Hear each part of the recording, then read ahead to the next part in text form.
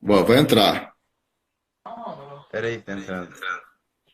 Olha o cara Fala! aí. Fala, meu E aí, meu irmão. camarada? Beleza? Pois é, tô Meu amigo, convidando. Diga, diga. fala, pode Pessoal aí, falar. tô convidando o doutor Rômulo aí, parceirão, marombeiro e médico. E a gente tem trocado umas ideias, ele está com umas novidades aí, coisas que nem eu estava sabendo muito, ele está bem antenado do que estão fazendo aí agora em algumas áreas. Então, abrir esse espaço aí para a galera que tem umas curiosidades, quiser perguntar, é um momento bom, é o cara certo. Vamos esquentar, vamos falar um pouco de nandrolona, né? Você tem uma situação interessante, se você quiser comentar, é uma coisa que nem eu sabia, essa importância da nandrolona. Aí se você quiser falar um pouco disso, vai ser legal. Legal, legal. Então, tanto existe hoje, a gente sabe, a ciência clássica e a ciência do marombeiro, que se convencionou pela internet chamar de bro science. Bro Science, é. E assim, é lógico que é muito ridicularizado, o pessoal ridiculariza. Ah, bro science não dá para levar em consideração, não dá para levar em consideração porque não tem cientificismo. Só que o que acontece? A gente tem que entender também o seguinte, que a medicina clássica, a ciência clássica, ela não vai submeter uma pessoa às doses que o marombeiro faz, certo? A ciência clássica não vai submeter uma pessoa a quantidade a várias drogas como os marombeiros fazem, né? Droga veterinária, inclusive, né? Então o que acontece? O Bro Science ele deve ser levado em consideração, minha opinião, tá? Ninguém aqui é dono da verdade. Ela deve ser levada em consideração. Porém, o que acontece? O Bro Science tradicional, que é divulgado por aí em fóruns, longa data a gente vê aí o pessoal sempre falando, ciclo só se faz com testosterona. Tem que ter uma testosterona. Falando de homem, né? É. Porque senão o cara vai ter disfunção erétil, vai ter sintomas de baixa testosterona. E aí, isso aí, de certa forma, se consolidou no Bro Science. Só que vieram umas pessoas, principalmente old school. Um deles aí é o Robin Robinson, que é o negão lá dos anos 60, 70, aquele do bíceps bizarro. E começaram a divulgar, porque o pessoal critica, fala que isso aí é ciência de internet, isso aí é estudo de internet. Internet é só um meio de divulgação, né? Assim como um cara que não tem a menor ciência pode pegar um celular e fazer um vídeo qualquer, um cara que também tem ciência pode pegar um vídeo, o celular e fazer um vídeo e colocar na rede, né? Então esse Robin Robinson foi um que, quando foi entrevistado, ele falou, olha, na minha época a gente usava nandrolona sozinha e tava aí com a piroca dura comendo todo mundo bem. Vou falar o português claro, né? É. E não tinha esse negócio de Deca Dick, né, que o americano convencionou chamar, isso aí é a ereção da Deca. Quando você faz Deca com testosterona, quando você faz uma certa... E até o Bro Science ele fala o seguinte, que se você fizer, você tem que fazer o dobro de testosterona em miligramas em relação à Deca para você não ter o famoso Deca Dick, né? Isso é o Bro Science, isso se convencionou e a pessoa vai repetindo, repetindo e se perpetuando. E aí o que acontece, né?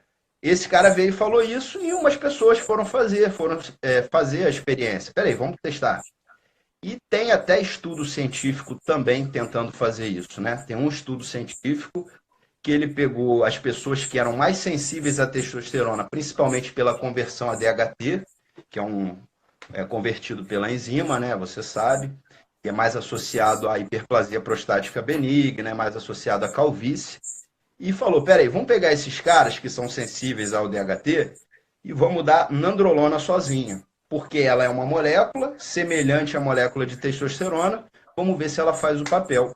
E viu que ela supria boa parte desses sintomas de hipogonadismo, tão bem quanto a testosterona.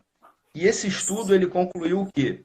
Que a nandrolona ela não aumentava estradiol e não aumentava DHT, como a testosterona faz. Então, ou seja, não que a gente tenha que pensar que DHT e estradiol são hormônios ruins. A gente precisa deles.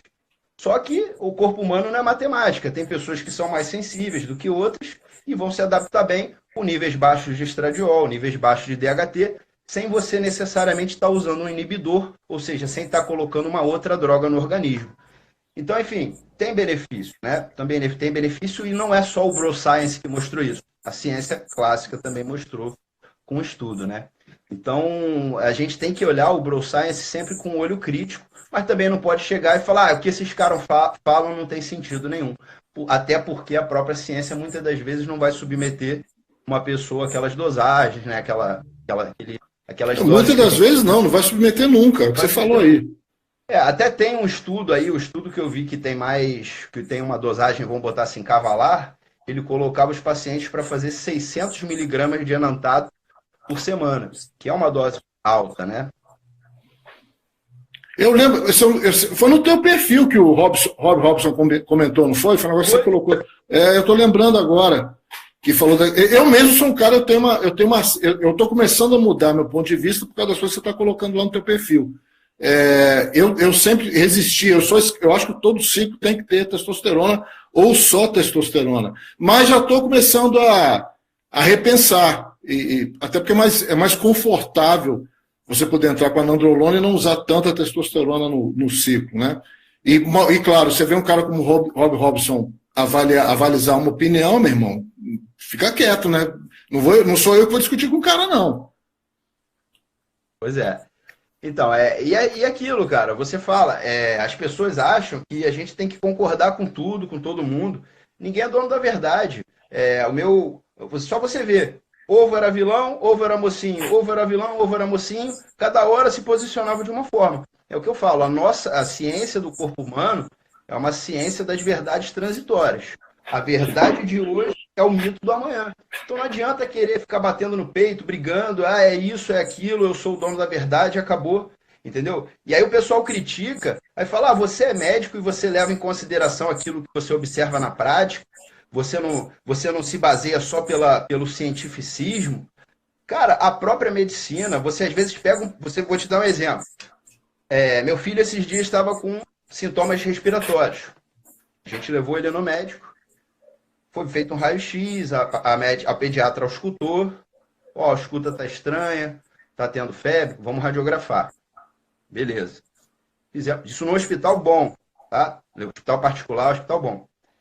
Fizemos o raio-x. 3 médicos olharam o raio-x. Olha, me parece doença viral. 1. Olha, parece bacteriano. Olha, não parece nada. E aí? Aí o que acontece? A pediatria, principalmente, ela usa muito o que a gente chama de empirismo.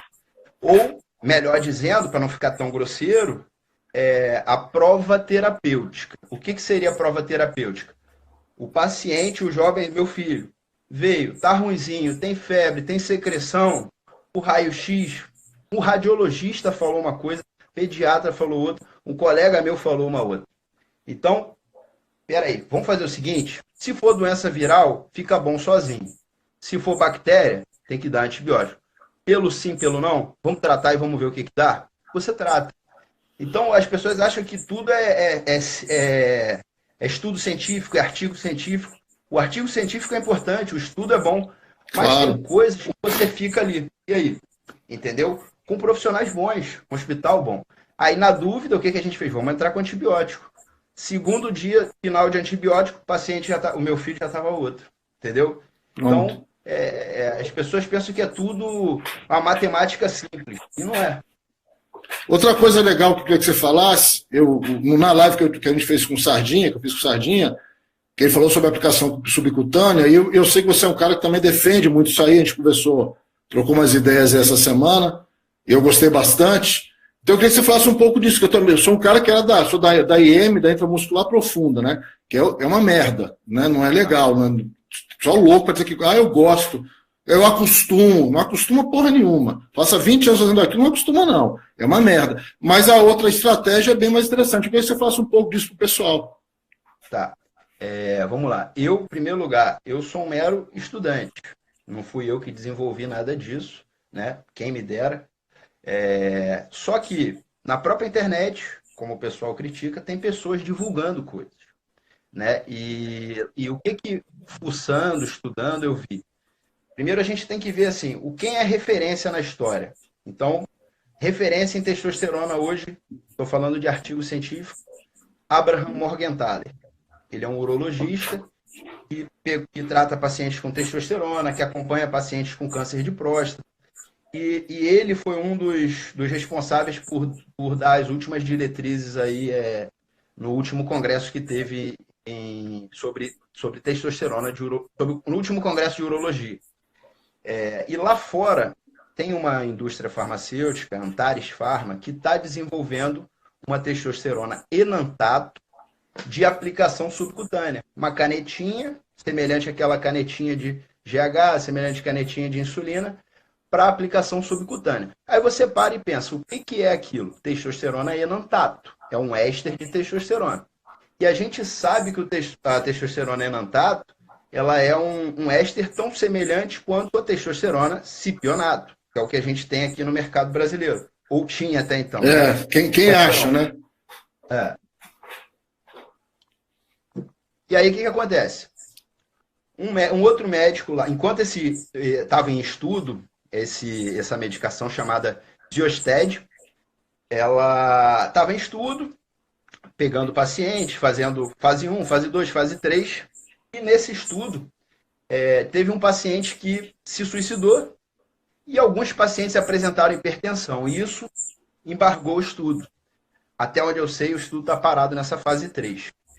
Só que um outro cara, John Chrysler, é um americano, um médico americano, começou com um olho crítico falar, peraí, tem estudo científico mostrando reposição com testosterona para paciente transgênero, e porque a injeção intramuscular é muito menos, a pessoa adere muito mal àquele tratamento, enfiar uma agulha intramuscular, e a desvantagem é que como você tem um tecido muscular, que é um tecido mais vascularizado, recebe mais suprimento sanguíneo, você tem a entrega dessa testosterona mais rápida na corrente sanguínea, e como essa entrega é mais rápida, ela também é metabolizada mais rápida e mais convertida a estradiol e DHT de novo.